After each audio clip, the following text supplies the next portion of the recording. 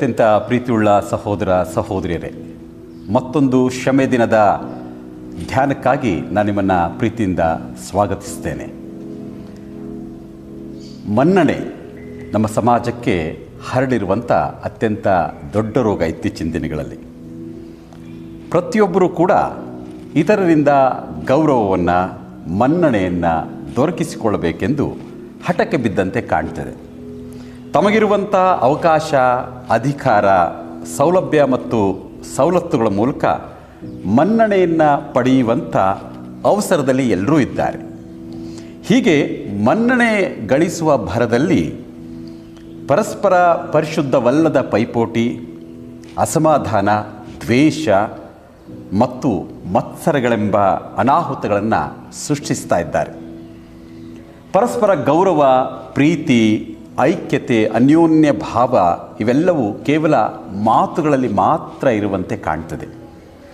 ಆದ್ದರಿಂದ ದೇವರ ಈ ಸೃಷ್ಟಿ ತನ್ನ ಸಮಗ್ರತೆಯನ್ನು ಕಳೆದುಕೊಂಡು ಮತ್ತಷ್ಟು ದೇವರಿಂದ ದೂರ ಆಗ್ತಾ ಇದೆ ಅಂತ ಅನ್ನಿಸ್ತಾ ಇದೆ. ದೇವರ ಉದ್ದೇಶವಾದರೂ ಈ ಲೋಕ ತನ್ನ ಸೃಷ್ಟಿ ಸ್ವರೂಪದಲ್ಲಿಯೇ ಇರಬೇಕೆಂಬುದು. ಇಂತಹ ದೇವರ ಉದ್ದೇಶದಲ್ಲಿಯೇ ಸೃಷ್ಟಿ ಅಥವಾ ಈ ಲೋಕ ಸ್ಥಿರಗೊಳ್ಳಬೇಕಾದರೆ ಅದು ಕ್ರಿಸ್ತನಲ್ಲಿರುವಂಥ ಮಾದರಿಯನ್ನು ಅನುಸರಿಸಬೇಕು. ಏನಿದು ಕ್ರಿಸ್ತನ ಮಾದರಿ ಅಂದರೆ? ಪೌಲ ಫಿಲಿಪ್ಪಿಯವರಿಗೆ ಬರೆದ ಪತ್ರಿಕೆ 2ನೇ ಅಧ್ಯಾಯ 5ನೇ ವಚನದಿಂದ 11ನೇ ವಚನದವರೆಗೆ ಕ್ರಿಸ್ತನ ಮನಸ್ಸಿನಂತೆ ನೀವೂ ಕೂಡ ನಿಮ್ಮ ಮನಸ್ಸನ್ನು ಹೊಂದಿಕೊಳ್ಬೇಕೆಂಬುದಾಗಿ ಬಯಸ್ತಾನೆ. ಆದ್ದರಿಂದ ಇದೊಂದು ಕ್ರಿಸ್ತನ ಮಾದರಿ ಎಂಬುದಾಗಿ ನಾನು ಪರಿಗಣಿಸ್ತೇನೆ. ನೇಮಿಸಲ್ಪಟ್ಟಂಥ ಪ್ರಸ್ತಾಪ ಈ ದಿನಕ್ಕೆ ಅದು ಹೀಗಿದೆ: ಕ್ರಿಸ್ತ ಯೇಸುವಿನಲ್ಲಿದ್ದಂಥ ಮನಸ್ಸು ನಿಮ್ಮಲ್ಲಿಯೂ ಇರಲಿ.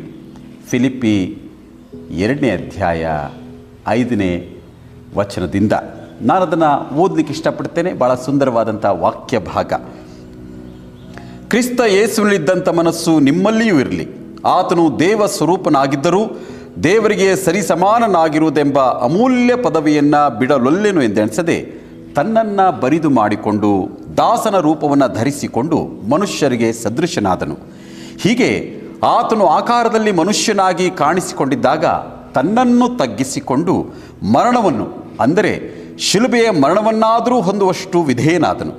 ಈ ಕಾರಣದಿಂದ ದೇವರು ಆತನನ್ನು ಅತ್ಯುನ್ನತ ಸ್ಥಾನಕ್ಕೆ ಏರಿಸಿ ಎಲ್ಲ ಹೆಸರುಗಳಿಗಿಂತ ಶ್ರೇಷ್ಠವಾದ ಹೆಸರನ್ನು ಆತನಿಗೆ ದಯಪಾಲಿಸಿದ್ದಾನೆ.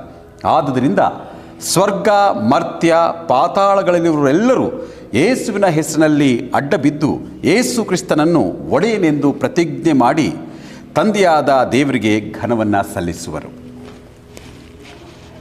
ಕರ್ತನಲ್ಲಿ ಪ್ರೀತಿ ಉಳ್ಳವರೇ, ಇದೊಂದು ಕ್ರಿಸ್ತ ಕಾವ್ಯ ಅಂತ ವೇದ ಪಂಡಿತರು ಹೇಳುತ್ತಾರೆ. ದ ಕ್ರೈಸ್ಟ್ ಹಿಮ್ ಎಂಬುದಾಗಿ. ಕ್ರಿಸ್ತನಲ್ಲಿರುವಂಥ ದೀನತೆ ಮತ್ತು ನಿಸ್ವಾರ್ಥತೆ ಈ ಕಾವ್ಯದ ಮುಖ್ಯವಾದಂಥ ಲಕ್ಷಣಗಳು. ಪೌಲ ಫಿಲಿಪ್ಪಿ ಪಟ್ಟಣದವರಿಗೆ ಕ್ರಿಸ್ತನಲ್ಲಿದ್ದಂಥ ಮನಸ್ಸು ನಿಮ್ಮಲ್ಲಿಯೂ ಇರಲಿ ಎಂಬುದಾಗಿ ಹೇಳುವುದಕ್ಕೂ ಒಂದು ಕಾರಣ ಇದೆ. ಫಿಲಿಪ್ಪಿ ಪಟ್ಟಣ ಅತ್ಯಂತ ಶ್ರೀಮಂತವಾದಂಥ ಪಟ್ಟಣ. ಅಲ್ಲಿ ಬದುಕುವುದೆಂದರೆ ಅನೇಕರಿಗೆ ಪ್ರತಿಷ್ಠೆಯ ವಿಷಯ ಆಗಿತ್ತು. ಯಾಕಂತಂದರೆ ರೋಮ್ ಸಾಮ್ರಾಜ್ಯದಲ್ಲಿ ರೋಮ್ ಪಟ್ಟಣವನ್ನು ಬಿಟ್ಟರೆ ಮಕೆದೋನ್ಯ ಪ್ರಾಂತ್ಯದಲ್ಲಿರುವಂಥ ಈ ಫಿಲಿಪ್ಪಿ ಪಟ್ಟಣ ಅತ್ಯಂತ ಶ್ರೀಮಂತ ಮತ್ತು ಅತ್ಯಂತ ಸುಸಜ್ಜಿತ ನಗರ ಎಂಬುದಾಗಿ ಪರಿಗಣಿಸಲ್ಪಟ್ಟಿತ್ತು. ಆದ್ದರಿಂದ ಅಲ್ಲಿ ಬದುಕುವುದೆಂದರೆ ಅನೇಕರಿಗೆ ಗೌರವ, ಅದೊಂದು ಪ್ರತಿಷ್ಠೆಯ ಭಾವ. ಅಲ್ಲಿರುವಂಥವರೆಲ್ಲರೂ ಕೂಡ ಗೌರವವನ್ನು, ಮನ್ನಣೆಯನ್ನು ಅಪೇಕ್ಷಿಸ್ತಾ ಇದ್ದರು. ಇಂಥ ಫಿಲಿಪ್ಪಿ ಪಟ್ಟಣದಲ್ಲಿ ಒಂದು ಪ್ರಾರ್ಥನಾ ಮಂದಿರ ಇದ್ದ ಹಾಗೆ ಕಾಣ್ತದೆ. ಅಲ್ಲಿ ಒಂದು ಸಣ್ಣ ಸಮುದಾಯ ಇದೆ. ವಿಶೇಷವಾಗಿ ಲುದ್ಯಳಂತ ಶ್ರೀಮಂತ ಮಹಿಳೆ ಕೂಡ ಇದ್ದಾಳೆ. ಆ ಸಭೆಯಲ್ಲಿ ಬಹುಶಃ ಸಣ್ಣ ಪುಟ್ಟದಾದಂಥ ಅನ್ಯೋನ್ನತಿಗೆ ಧಕ್ಕೆ ತರುವಂಥ ಭೇದ ಭಾವಗಳಿರ್ಬೋದು. ಆದ್ದರಿಂದ ತಾನು ಸ್ಥಾಪಿಸಿದಂಥ ಈ ಫಿಲಿಪ್ಪಿ ಪಟ್ಟಣದಲ್ಲಿರುವಂಥ ಸಭೆಯನ್ನು ಉದ್ದೇಶಿಸಿ ರೋಮ್ನಲ್ಲಿ ಸೆರೆಯಲ್ಲಿರುವಂಥ ಪೌಲ ಸಂತೋಷ ಪಡಿರಿ ಎಂಬುದಾಗಿ ಬರೆಯುವುದರೊಟ್ಟಿಗೆ ಅವರಲ್ಲಿರುವಂಥ ಐಕ್ಯತೆಯನ್ನು ಕಾಪಾಡಿಕೊಳ್ಳುವುದಕ್ಕೆ ಕರೆ ಕೊಡ್ತಾನೆ. ಆ ಐಕ್ಯತೆ, ಅನ್ಯೋನ್ಯ ಭಾವ ಸಭೆಯನ್ನು ಗಟ್ಟಿಯಾಗಿ ಇಡ್ತದೆ ಎಂಬುದಾಗಿ ಆತನ ನಂಬಿಕೆ. ಅದಕ್ಕೆ ಆತ ಉದಾಹರಣೆಯಾಗಿ ತೆಗೆದುಕೊಳ್ಳುವಂಥದ್ದು ಯೇಸುವನ್ನೇ.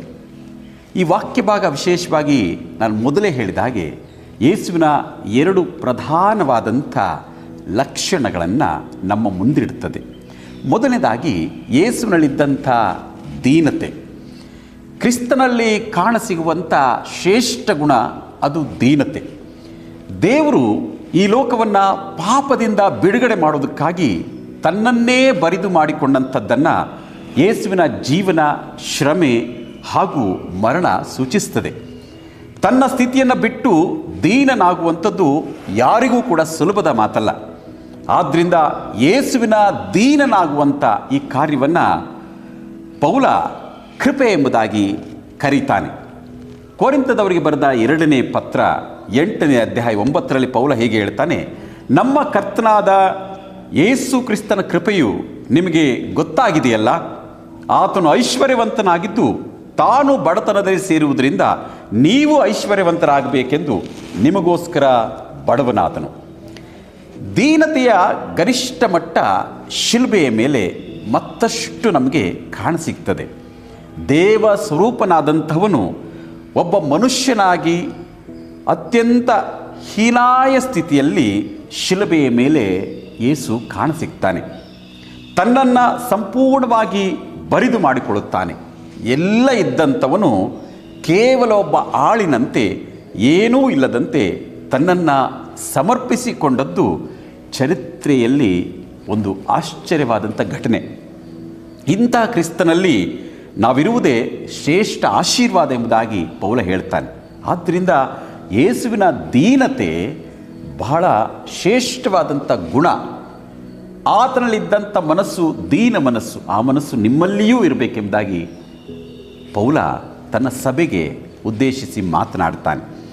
ಇನ್ನು ಕ್ರಿಸ್ತನಲ್ಲಿ ಕಾಣಸಿಗುವಂಥ ಮತ್ತೊಂದು ಶ್ರೇಷ್ಠ ಗುಣ ಈ ವಾಕ್ಯ ಭಾಗದ ಪ್ರಕಾರ ಅದೊಂದು ನಿಸ್ವಾರ್ಥತೆ. ದೇವರು ಮನುಷ್ಯನಿಂದ ಬಯಸುವಂಥ ಪರಿಪೂರ್ಣವಾದಂಥ ಜೀವನದ ಸಂಕೇತ ಯೇಸು. ಒಬ್ಬ ಮನುಷ್ಯ ಹೇಗಿರಬೇಕೆನ್ನುವಂಥದ್ದನ್ನು ದೇವರು ಬಯಸ್ತಾನಲ್ಲ, ಅದು ಯೇಸುವಿನಲ್ಲಿ ಪರಿಪೂರ್ಣವಾಗಿ ಸಿಕ್ಕಿದೆ ಎನ್ನುವಂಥದ್ದು ಪೌಲನ ಅಭಿಪ್ರಾಯ. ತನ್ನನ್ನು ತಾನು ದಾಸನಂತೆ ಬರಿದು ಮಾಡಿಕೊಳ್ಳುವುದು ಮಾತ್ರವಲ್ಲ, ತನ್ನ ಶಿಲುಬೆಯ ಸಾವಿನವರೆಗೆ ಕೂಡ ದೇವರಿಗೆ ಯೇಸು ವಿಧೇಯನಾಗ್ತಾನೆ. ತನಗಿರುವ ಸಮಸ್ತವನ್ನೂ ತ್ಯಜಿಸುವ, ತನ್ನನ್ನು ನಿರಾಕರಿಸುವ ನಿಸ್ವಾರ್ಥ ವ್ಯಕ್ತಿಯಾಗಿ ಯೇಸು ನಮಗೆ ಕಾಣಸಿಗ್ತಾನೆ. ಇಂತಹ ವಿಧೇಯ ನಿಸ್ವಾರ್ಥ ಯೇಸುವಿಗೆ ದೇವರು ತನ್ನಲ್ಲಿ ವಾಸಿಸುವಂಥ ಒಂದು ಉಡುಗೊರೆಯನ್ನು ಕೂಡ ಕೊಡ್ತಾನೆ. ಯೇಸುವಿನ ಜೀವನ ಅದೊಂದು ಪರಾರ್ಥ ಜೀವನ. ಇತರರಿಗೋಸ್ಕರ ತನ್ನನ್ನೇ ಕ್ರಿಸ್ತನು ಸಮರ್ಪಣೆ ಮಾಡ್ತಾನೆ. ದೇವರ ಉದ್ದೇಶವೂ ಕೂಡ ಇದೇ ಆಗಿತ್ತು. ದೀನನಾಗುವುದು ಮಾತ್ರವಲ್ಲ, ಪರಾರ್ಥ ಬದುಕು ಸಾಗಿಸುವುದು ಮತ್ತಷ್ಟು ಕಷ್ಟಕರವಾದಂಥ ಸವಾಲಿನ ಕೆಲಸ ನಮ್ಮೆಲ್ಲರಿಗೆ. ಸಮಾಜ ಬಾಹಿರರು, ಶೋಷಿತರು, ಬಡವರು, ನೊಂದವರು, ಬೆಂದವರು ಇವರ ಪರವಾಗಿ ಯೇಸು ಧ್ವನಿ ಆಗ್ತಾನೆ. ಅಂಥವರ ಸ್ಥಾನಮಾನಗಳನ್ನು ಪುನಃ ಸ್ಥಾಪಿಸ್ತಾನೆ. ಅಂಥವರನ್ನ ಸಮಾಜದ ಮುಖ್ಯವಾಹಿನಿಗೆ ಪುನಃ ಕರೆತರ್ತಾನೆ. ತನಗೋಸ್ಕರ ಬದುಕಬೇಕಾಗಿದ್ದಂಥವನು ಇತರರಿಗೋಸ್ಕರ ಜೀವಿಸ್ತಾನೆ. ಕೊನೆಗೆ ದೇವರು ಬಯಸುವಂಥ ಯಜ್ಞವಾಗಿ ಶಿಲುಬೆಯ ಮೇಲೆ ಮರಣವನ್ನೂ ಕೂಡ ಹೊಂದುವಷ್ಟು ವಿಧೇಯನಾಗ್ತಾನೆ, ಪರಾರ್ಥನಾಗ್ತಾನೆ. ಎಲ್ಲಿಯೂ ಕೂಡ ತನ್ನ ಸ್ವಕೇಂದ್ರಿತ ಬದುಕನ್ನು ಆತ ಪ್ರಬೋಧಿಸಲಿಲ್ಲ, ಅದರ ಬಗ್ಗೆ ಮಾತನಾಡಲೂ ಇಲ್ಲ. ದೇವರ ಉದ್ದೇಶ ತನ್ನಲ್ಲಿ ಹೇಗೆ ನೆರವೇರ್ತದೆ ಎನ್ನುವಂಥದ್ರ ಬಗ್ಗೆ ಮಾತ್ರ ಆತ ಆಲೋಚನೆ ಮಾಡ್ತಾ ಇದ್ದ, ಅದನ್ನು ಬಯಸ್ತಿದ್ದ ಮತ್ತು ಕೊನೆಗೆ ಅದನ್ನು ಮನಗಂಡು ಶಿಲುಬೆ ಮರಣಕ್ಕೂ ಕೂಡ ಸಿದ್ಧನಾದ. ಕ್ರಿಸ್ತನಲ್ಲಿ ಪ್ರೀತಿ ಉಳ್ಳವರೇ, ದೇವರು ಇಂತಹ ಮನಸ್ಸನ್ನು ನಮ್ಮೆಲ್ಲರಿಂದ ಬಯಸ್ತಾನೆ. ಅಂದರೆ ದೀನತೆ ಮತ್ತು ನಿಸ್ವಾರ್ಥತೆ ಮನಸ್ಸನ್ನು ಆತ ನಮ್ಮಿಂದ ಬಯಸ್ತಾನೆ. ದೀನತೆ ಮತ್ತು ನಿಸ್ವಾರ್ಥತೆ ಇಲ್ಲದಂಥ ಸಮಾಜ ಅದು ಪರಸ್ಪರ ಶಾಂತಿ, ಸಮಾಧಾನ ಮತ್ತು ಅನ್ಯೋನ್ನತೆಯನ್ನು ಕಳಕೊಂಡಿರುವಂಥ ಸಮಾಜ.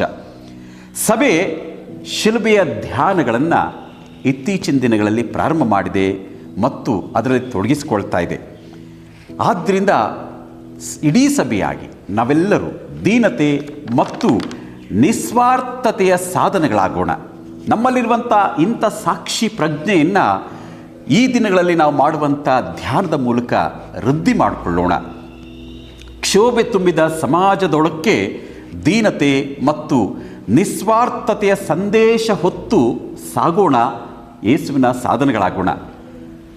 ಸಭೆ ಪ್ರತಿಯೊಬ್ಬ ಕೂಡ ಕ್ರಿಸ್ತನಲ್ಲಿರುವಂಥ ಸೇವಕ ಮತ್ತು ಸೇವಕಿ.